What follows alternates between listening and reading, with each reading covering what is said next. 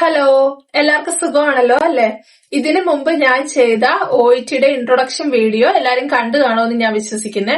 അത് എല്ലാവർക്കും യൂസ്ഫുൾ ആയിരിക്കുമെന്ന് ഞാൻ പ്രതീക്ഷിക്കുന്നു. പിന്നെ നമുക്ക് ഇന്ന് OETയുടെ ഫസ്റ്റ് മൊഡ്യൂളായ ലിസണിങ്ങിനെ കുറിച്ച് നമുക്കിന്ന് ഡിസ്കസ് ചെയ്യാം കേട്ടോ. ലിസണിങ്ങിന്റെ സ്കോറിങ് A ഗ്രേഡ് തൊട്ട് E ഗ്രേഡ് വരെയാണ്. നമ്മളെല്ലാരും ട്രൈ ചെയ്യുന്നത് A ഗ്രേഡ് അല്ലെങ്കിൽ B ഗ്രേഡ് മേടിക്കാനല്ലേ. OETയുടെ ആണെങ്കിൽ ലിസണിങ്ങിന്റെ നഴ്സസിന് മിക്ക കൺട്രീസ് അക്സെപ്റ്റ് ചെയ്യുന്നത് B ഗ്രേഡ് ആണ്. C+ അക്സെപ്റ്റ് ചെയ്യുന്ന കൺട്രീസ് ഉണ്ട്. നമുക്ക് പക്ഷേ A ഗ്രേഡ് അല്ലെങ്കിൽ B ഗ്രേഡ് ആണ് നമ്മൾ ഫോക്കസ് ചെയ്യുന്നത്. നമുക്ക് A ഗ്രേഡ് മേടിക്കാൻ തന്നെയുള്ള ടിപ്സ് നമുക്ക് നോക്കാവുന്ന 42 ക്വസ്റ്റ്യൻസിൽ 38 തൊട്ട് 42 ആൻസേഴ്സ് കറക്റ്റ് ആക്കുവാണെങ്കിലാണ് നമുക്ക് A ഗ്രേഡ് കിട്ടുന്നത്. പിന്നെ 30 ആൻസേഴ്സ് തൊട്ട് 37 ആൻസേഴ്സ് കറക്റ്റ് ആക്കുവാണെങ്കിൽ നമുക്ക് B ഗ്രേഡ് കിട്ടും. നമുക്ക് 38 അബോവ് മേടിക്കാൻ തന്നെ നോക്കാം. പിന്നെ ലിസണിങ് അതുപോലെ നമുക്ക് പാടാണെങ്കിൽ നമുക്ക് 30 അബോവ് നോക്കി റിക്വയർഡ് ആയിട്ടുള്ള B ഗ്രേഡ് നോക്കാം.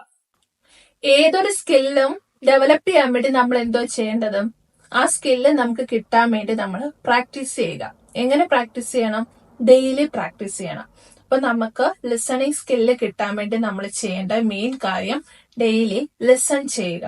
അതാണ് ടിപ്പ് നമ്പർ 1. ചിലര് പറയാറുണ്ട് ലിസണിങ് ഭയങ്കര പാടാണെന്ന്. ചിലർക്ക് ലിസണിങ് ഭയങ്കര ഈസി ആയിരിക്കും. ഇതിന്റെ കാരണം എന്ന് പറഞ്ഞാൽ എന്തുകൊണ്ടാ? ഈ നേരത്തെ തൊട്ടേ ഇംഗ്ലീഷിലെ മൂവീസ് ഒക്കെ കണ്ടുകൊണ്ടിരിക്കുന്നവർക്കും ഇംഗ്ലീഷ് സോങ്സ് ഒക്കെ കേട്ടോണ്ടിരിക്കുന്നവർക്കും ലിസണിങ് ഭയങ്കര എളുപ്പമായിരിക്കും. ഈ ഇംഗ്ലീഷ് കാര്യങ്ങളൊന്നും കാണാതിരിക്കുന്നവർക്കായിരിക്കും ലിസണിങ് ഭയങ്കര പാടായിട്ടുള്ളത്. എന്റെ കാര്യം പറയുവാണെങ്കിൽ ഞാൻ ഈ OET പഠിക്കുന്നതിന് മുന്നേല് ഇംഗ്ലീഷിന്റെ ഒരു കാര്യങ്ങളും ഞാൻ കേൾക്കുകയോ കാണുകയോ ഒന്നും ചെയ്യത്തില്ലായിരുന്നു. OET പഠിക്കാൻ തുടങ്ങിക്കഴിഞ്ഞതിന് ശേഷം മാത്രമാണ് എനിക്ക് സ്കില്ല് കിട്ടാൻ വേണ്ടിയിട്ട് ഞാൻ ഇംഗ്ലീഷിലെ ഓരോ കാര്യങ്ങൾ കേൾക്കാനും കാണാനും ഒക്കെ തുടങ്ങിയത്. ഇനി നമുക്ക് എന്തൊക്കെ കാര്യങ്ങൾ കേൾക്കാമെന്ന് നോക്കാം. ഇംഗ്ലീഷ് മൂവീസ് കാണാം. മൂവീസ് ഒക്കെ കാണാൻ ഇഷ്ടമുള്ളവർക്ക് മൂവീസ് കാണാം. വിത്ത് അതിന്റെ സബ് ടൈറ്റിൽസ് വെച്ചിട്ട് കാണാം. പിന്നെ ഇംഗ്ലീഷ് ഇപ്പൊ മൂവീസ് ഒക്കെ കണ്ടോണ്ടിരിക്കാൻ ടൈം ഇല്ലാത്തവർക്ക് ഷോർട്ട് സ്റ്റോറീസോ ഷോർട്ട് ഫിലിംസോ ഒക്കെ കാണാം. അല്ലെങ്കിൽ ഇംഗ്ലീഷിലെ സോങ്സ് കേൾക്കാം. പിന്നെ ഞാൻ കേട്ടോണ്ടിരുന്നത് നമ്മുടെ ABC പോഡ്കാസ്റ്റ് ഉണ്ട്. അത് വിത്ത് സ്ക്രിപ്റ്റ് ഉണ്ട്. അപ്പൊ നമുക്ക് കേൾക്കാം. പിന്നെ കേൾക്കുന്ന കൂട്ടത്തിൽ സ്ക്രിപ്റ്റ് നമുക്ക് വായിക്കാം. അപ്പൊ നമുക്ക് കേൾക്കുമ്പോൾ അവര് പറയുന്ന പ്രൊനൗൺസിയേഷൻസ് ഒക്കെ നമുക്ക് മനസ്സിലാകും. പിന്നെ ഞാൻ ചെയ്തോണ്ടിരുന്നത് ടെഡ് ടോക്സ് കേൾക്കുമായിരുന്നു. അത് ജസ്റ്റ് നമുക്ക് ഇംഗ്ലീഷിലെ കുറച്ചും കൂടെ നമുക്ക് ഒരു നോളജ് കിട്ടാൻ വേണ്ടി കേട്ടോണ്ടിരുന്നതാ. ഇനി നമുക്ക് ടിപ്പ് നമ്പർ 2 കേട്ടാലോ. ടിപ്പ് നമ്പർ 2 ആണ് സ്ക്രിപ്റ്റ് റൈറ്റിംഗ്. എന്നതാണ് സ്ക്രിപ്റ്റ് റൈറ്റിംഗ്? നമുക്ക് ഇംഗ്ലീഷിലെ കാര്യങ്ങൾ നമ്മൾ കേൾക്കുക, കേട്ടോണ്ട് തന്നെ നമ്മൾ ആ കൂട്ടത്തിൽ എഴുതി പോവുക. ഇതിനെയാണ് സ്ക്രിപ്റ്റ് റൈറ്റിംഗ് എന്ന് പറയുന്നത്. ഇനി എന്തൊക്കെ കാര്യങ്ങൾക്ക് നമുക്ക് സ്ക്രിപ്റ്റ് റൈറ്റിംഗ് ചെയ്യാം? ഒന്നെങ്കിൽ നമ്മുടെ OETയുടെ ലിസണിങ്ങിന്റെ മെറ്റീരിയൽസ് ഉണ്ടല്ലോ, ആ മെറ്റീരിയൽസ് തന്നെ നമ്മൾ ലിസണിങ് ഇടുക. ഇട്ടുകൊണ്ട് തന്നെ നമ്മൾ ആ കൂട്ടത്തിൽ എഴുതി പോവുക. പിന്നെ നമുക്ക് ഈ ABC പോഡ്കാസ്റ്റ് ഒക്കെ തന്നെ വിത്ത് സ്ക്രിപ്റ്റ് ഉള്ളതുകൊണ്ട് അതാകുമ്പോൾ കുറച്ചും കൂടെ ബെറ്റർ ആണ്. നമുക്ക് അത് പോഡ്കാസ്റ്റ് കേട്ടോണ്ട് നമുക്ക് എഴുതി പോകാം. അപ്പൊ നമുക്ക് സ്ക്രിപ്റ്റ് ഓൾറെഡി അതിലുള്ളത് കാരണം നമുക്ക് അത് കഴിഞ്ഞിട്ട് നമ്മൾ എഴുതിയത് കറക്റ്റ് ആണോ എന്ന് നമുക്ക് നോക്കാൻ പറ്റും. പിന്നെ ഒരുപാട് ഹെൽത്ത് ടോക്സ് ഒക്കെ ഉണ്ട്. അതൊക്കെ ജസ്റ്റ് ഇട്ടിട്ട് നമുക്ക് അതിന്റെ സ്ക്രിപ്റ്റ് എഴുതി പോകാം. ഈ കാര്യങ്ങളൊക്കെയാണ് നമുക്ക് സ്ക്രിപ്റ്റ് റൈറ്റിംഗ് ചെയ്യാൻ വേണ്ടി നമുക്ക് ഉപകാരപ്പെടുന്നത്. ആദ്യമേ ഒക്കെ നമ്മൾ സ്ക്രിപ്റ്റ് റൈറ്റിംഗ് ചെയ്യുമ്പോൾ നമുക്ക് ഒന്നും കിട്ടത്തില്ലായിരിക്കും. അവര് ഭയങ്കര സ്പീഡിൽ പറഞ്ഞു പോകും.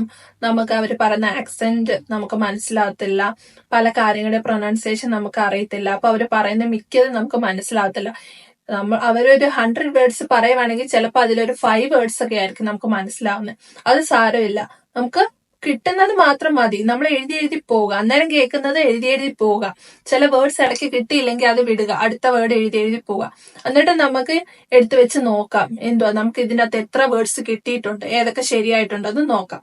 അങ്ങനെ പല പ്രാവശ്യം കേട്ട് എഴുതി വരുമ്പോഴത്തേക്കിന് നമ്മൾ ഓട്ടോമാറ്റിക്കലി തന്നെ നമുക്ക് ഈ സ്കില്ല് നമ്മൾ ഡെവലപ്പ് ചെയ്തെടുക്കുക. നമ്മൾ അറിയാതെ തന്നെ നിങ്ങൾക്ക് മനസ്സിലാവും. ഫസ്റ്റ് ടൈം ചെയ്തത് 5 ശരിയായുള്ളെങ്കിൽ അടുത്ത പ്രാവശ്യം ചിലപ്പോൾ അത് 15 ആയിരിക്കും നിങ്ങൾക്ക് ശരിയാവുന്നത്.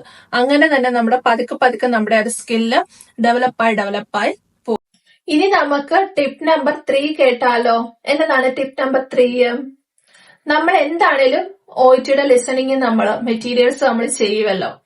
ഓരോ പ്രാവശ്യം ഈ ലിസണിങ് മെറ്റീരിയൽ ചെയ്യുന്ന കൂട്ടത്തില് അതിന്റെ അകത്തുള്ള നമ്മുടെ മെഡിക്കൽ സിംറ്റംസ്, മെഡിസിൻസിന്റെ ഒക്കെ നെയിംസ് നമ്മൾ എഴുതി വെക്കുക.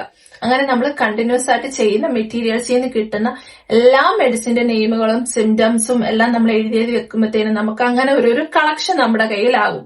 ഇതിന്റെയൊക്കെ സ്പെല്ലിങ്ങും കൂടെ പഠിച്ചു വെക്കുക. നമുക്ക് ഓൾറെഡി അറിയാമായിരിക്കും സ്പെല്ലിങ്, പക്ഷെ ചിലപ്പോൾ നമുക്ക് ഒരു കൺഫ്യൂഷൻ ഒക്കെ വരും. അപ്പൊ അത് കാരണം നമ്മൾ എഴുതി വെക്കുക. എഴുതി വെച്ചിട്ട് അറിയാൻ വരാത്ത സ്പെല്ലിംഗ് ആണെങ്കിൽ കുറച്ച് പ്രാവശ്യം എഴുതുക. എഴുതി നോക്കി പഠിക്കുക. ഞാൻ അങ്ങനെ പഠിച്ചിട്ടുണ്ട്. അങ്ങനെ ചെയ്ത് നോക്കുക. നമ്മളിപ്പം കോമൺ ആയിട്ട് നമ്മൾ യൂസ് ചെയ്യുന്ന വേർഡ് ആണെങ്കിൽ പോലും ചില സമയത്ത് നമുക്കൊരു ഡൗട്ട് വരും. അതിന് 2 R ഉണ്ടോ, അല്ലെ 2 T ഉണ്ടോ, അല്ലെങ്കിൽ ഒരു T ഉള്ളായിരുന്നോ, അവിടെ Y ആണോ I ആണോ, ഇങ്ങനെയൊക്കെ പെട്ടെന്ന് നമുക്കൊരു കൺഫ്യൂഷൻ വരും. അപ്പൊ നമ്മളത് നമ്മൾ പഠിച്ചു കഴിയുമ്പോഴത്തേനും നമ്മളത് ഒരിക്കലും മറക്കത്തില്ല. പിന്നെ ഇങ്ങനെ എഴുതി വെക്കുന്നതോട് കൂടി നമുക്ക് ഈ എന്താണെങ്കിലും എക്സാമിന് ചോദിക്കുന്നത് ഇതിൽ ഏതെങ്കിലുമൊക്കെ ഡിസീസ് കണ്ടീഷനോ മെഡിസിന്റെ നെയിമുകളോ ഒക്കെ ആയിരിക്കും. അപ്പൊ നമ്മൾ നേരത്തെ ചെയ്ത് പരിചയമുള്ള, അതിനെ കേട്ട് പരിചയമുള്ളത് കാരണം നമുക്ക് പെട്ടെന്ന് അത് മനസ്സിലാകും. പിന്നെ നമുക്ക് സ്പെല്ലിങ്ങും കൂടെ അറിയാവുന്ന കാരണം നമുക്ക് പെട്ടെന്ന് അത് എഴുതാൻ പറ്റും. ഇതാണ് നമ്മുടെ ടിപ്പ് നമ്പർ 3. ഇത്രയൊക്കെയാണ് ലിസണിങ് സ്കില്ല് ഇംപ്രൂവ് ചെയ്യാനുള്ള ടിപ്സ് എന്ന് പറഞ്ഞാല്. ഇതൊക്കെ ചെയ്താൽ തന്നെ നമ്മൾ ഓട്ടോമാറ്റിക്കലി നമ്മുടെ ലിസണിങ് സ്കില്ല് ഇംപ്രൂവ് ആയിക്കോളും. പിന്നെ നമ്മൾ അതിന്റെ കൂട്ടത്തില് നമ്മുടെ ലിസണിങ്ങിന്റെ മെറ്റീരിയൽ ചെയ്ത് പോവുക. നമുക്ക് 30 above അല്ലെങ്കിൽ 38 above സ്കോർ ചെയ്യാൻ വേണ്ടി നോക്കുക. ഇത്രയാണ് നമ്മൾ ചെയ്യേണ്ട കാര്യങ്ങൾ. ഇനി നമുക്ക് OETയുടെ ലിസണിങ് മെറ്റീരിയൽ എങ്ങനെയാ ചെയ്യേണ്ടതെന്ന് നമുക്ക് അടുത്ത വീഡിയോയിൽ കാണാവേ. എല്ലാ കാര്യങ്ങളും കൂടെ ഒരു വീഡിയോയിൽ തന്നെ പറഞ്ഞു കഴിഞ്ഞാൽ നമുക്ക് മനസ്സിലാക്കാൻ വേണ്ടി ബുദ്ധിമുട്ടായിരിക്കും. അപ്പൊ നമുക്ക് അടുത്ത വീഡിയോയിൽ നമുക്ക് കാണാം. അപ്പൊ എല്ലാവർക്കും താങ്ക് യു. പിന്നെയും കാണാം.